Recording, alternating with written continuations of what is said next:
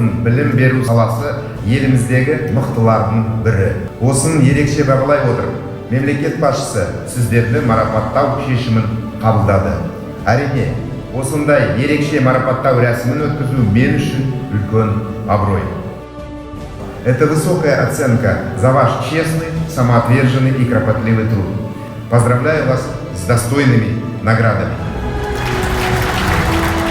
Бүгін керемет мереке, қатысып отырғаныма өте қуаныштымын. Сегодня одна из самых знаменательных дат в истории нашей страны.